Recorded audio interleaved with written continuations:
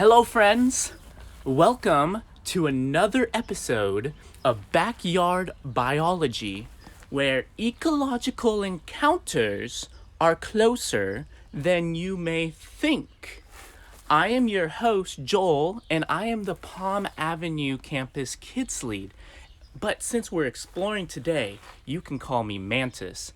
Now, I'm super excited to get to show you on another backyard adventure. I know last week I had so much fun with you guys, and I'm so excited to get to do another episode with you. Now, if you can remember, I have been spending my entire life, oh my gosh, I almost just slipped. Backyards can be dangerous too. But I have been spending my whole life trying to find. Do you guys remember there was a certain little animal I couldn't find? Does anybody remember? Well, it was the miniature blue giraffe. And I've been spending my entire biological life looking for this thing. So, friends, I'm going to be exploring my backyard again. And if you happen to see this miniature blue giraffe, please let me know. I've been spending my entire life looking for this thing. But all right, friends, let's go on another backyard adventure. Here we go. I want to go exploring. I like this side of the backyard. It feels very naturey. You guys maybe remember my down cedar friend from last week. Gonna go exploring. What is a good thing? You know, friends, it was so much fun this morning getting to explore. I just stood outside the backyard and saw so many awesome things, and I'm so excited to share some of those things with you.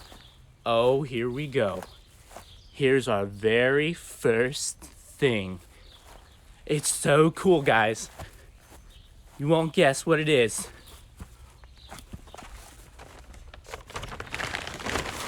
I found the jackpot. Potting soil. Now, you guys might have remembered from last week how I liked to eat dirt and how much I love dirt.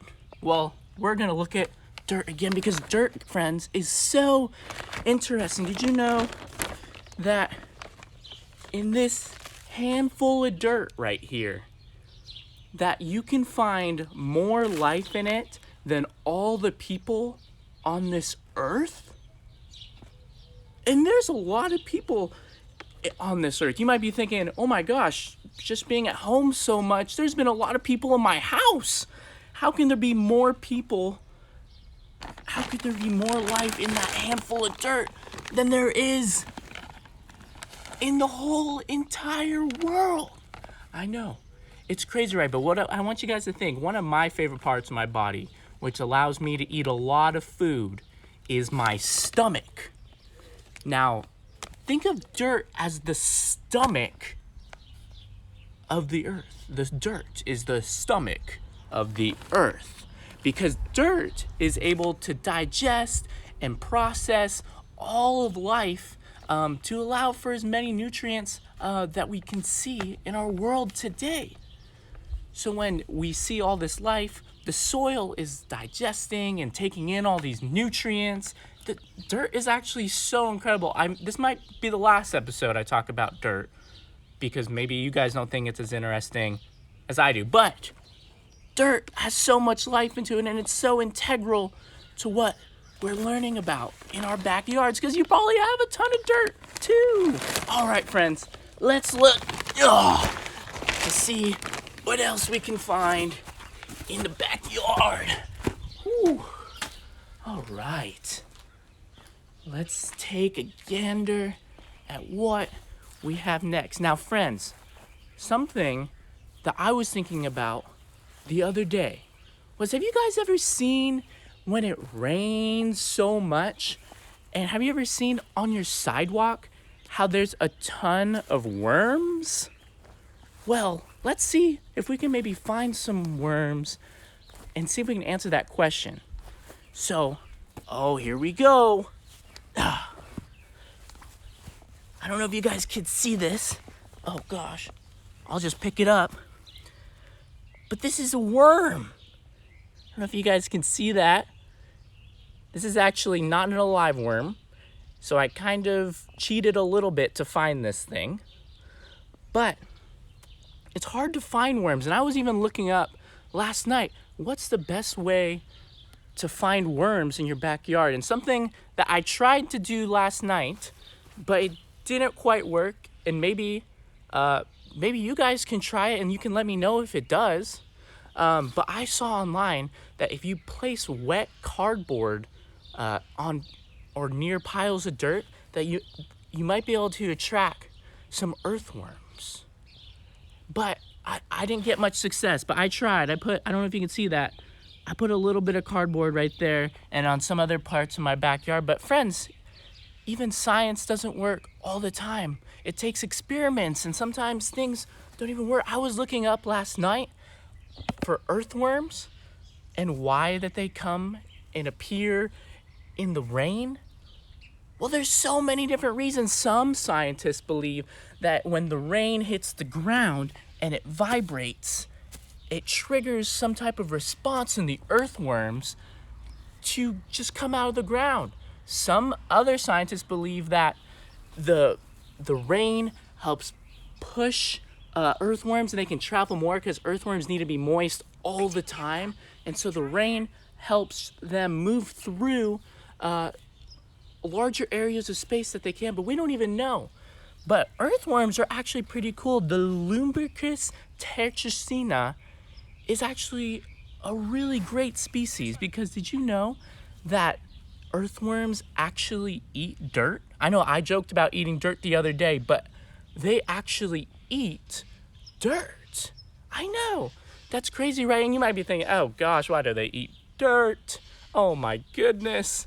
But they're so important because as they're eating the dirt and they're squirming and slithering all through, they allow air to run through the dirt and to make it healthy. So, worms are actually really cool, even the gummy kind. But did you even know that earth castings or earth poop, earth poop is actually, oh my gosh, so many bugs out here. But earth castings are actually great fertilizer and people collect them and they use them to fertilize their plants. Can you imagine that job? Collecting poo and helping them grow their plants. That seems like a fun, maybe kind of gross job, but hey, who knows? It's a fun thing to do. But earthworms are so important. But I know some of you might be thinking, oh wow, I don't like worms, Mantis. Well, if you don't like worms, what I like to say is you should call a bird. And I love birds, as I talked to you about last week. And one of my favorite birds, and probably one of the most common birds that even you guys can find in your backyard, is a little brown bird, not that small, maybe about that small, that's called a song sparrow.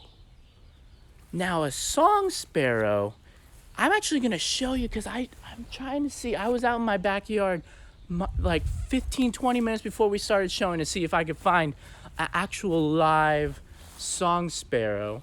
But I've seen everything but that. I've seen rock pigeons, I've seen black phoebes, I've seen northern mockingbirds. But the cool thing is if you haven't seen this bird, which I'm actually really certain you have, you've probably heard this bird. Now, did you know that different birds have different sounds? I'm gonna actually show you really quick what one of those looks like. So one of the perks about doing a nature show in your backyard is that you have things like technology right at your fingertips. So I want to show you what a song sparrow looks like, and then you can even hear what it sounds like and see, really try to listen hard with your good listening ears and try to tell me if you can see, if you have heard this song sparrow before. Okay, let's see if this works. If you can't see, especially try to listen.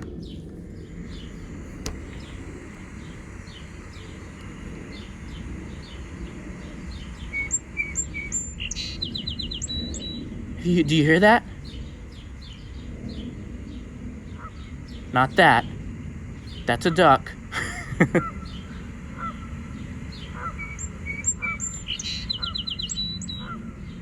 One thing I love about this is I don't even know if I've been able to see a bird sing so closely, even if it is on technology, but it is still really cool. Oh, there it goes. It flew away. But friends, have you guys ever heard that before? I like to do bird impressions myself, and I think it kind of sounds like a tweet, tweet, tweet. I was trying to hear while the song was playing to see if other song sparrows would chime in, but I'm not sure. There are a lot of bird noises out here, but I don't think I hear the song sparrow. But did you guys know that the male song sparrow actually is using his song to get the ladies? Oh, so a good singing voice gets the ladies, according to a song sparrow. Interesting, but just because you can sing doesn't mean that you get the ladies. That's not how it works. It's actually almost like American Idol with birds, because the female birds actually pick the male birds that they like based off of the way that they're singing, the definition in the certain chirps, the separation between different notes. All of that matters so much. And all of that is in your backyard. We can hear all the birds, and all those sounds are different birds trying to compete against each other, but they're all doing significant things, friends. Oh man, these birds are awesome. And so you might be thinking, Mantis, how do birds and soil and what else? And earthworms, how do all those things relate? Wait a second. Do you guys smell something? It smells like, I know that giraffes like to graze. Do you guys see a blue giraffe somewhere? I can't see it. Oh my gosh, I can't see it. Weird. Okay, I thought I smelt it. Maybe I'll see it next time. Oh, it looks. Oh man, I don't know. All right, friends. Next time I need you guys to help comment so that if there is a blue giraffe, I want to see it. I've never seen it. But as I was saying, all these organisms deal with each other, and you might be wondering how the birds and they sing, and that takes energy. And all these things, all life needs energy to live. And you might be wondering, how do we get energy? Well, I kind of alluded at it earlier, but we eat. For me to get energy, I ate something. The thing I ate something. The thing that I ate that ate something and ate, and I'm getting lost. But you get the point. All these things need to eat things to get energy. And this way of looking at things is our ecological concept of the day, and it's called a food chain. Can you guys say food chain? Oh, food chain. Yeah, so a food chain is this demonstration of how organisms interact and get energy. So, for example, we in our nature that we observed, we saw dirt is eaten by the earthworms, and the earthworms are eaten by the birds or the song sparrow that we saw today. And so that's a very simple food chain, friends. And now you might be wondering, Mantis, what can I do? I want to see food chains. Friends, food chains are in your own backyard. And you know what's even cooler? I have a backyard, and it is pretty cool to explore, but you have your own unique backyard, or even nature spot, even if it's a potted plant, like I said last week, you have your own unique spot that you can look at. And that means you have your own unique set of food chains. So you, friends, can maybe even explore God's creation more than I can, or maybe in a different way, which is so awesome.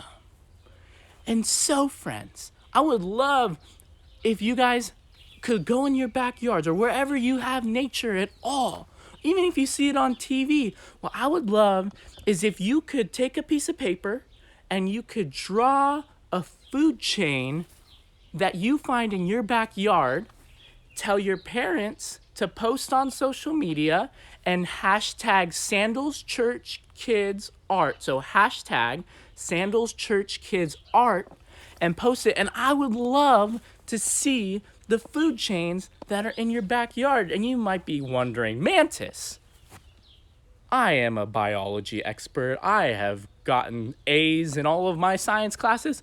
I know that there's multiple food chains in my backyard. Well, oh my goodness!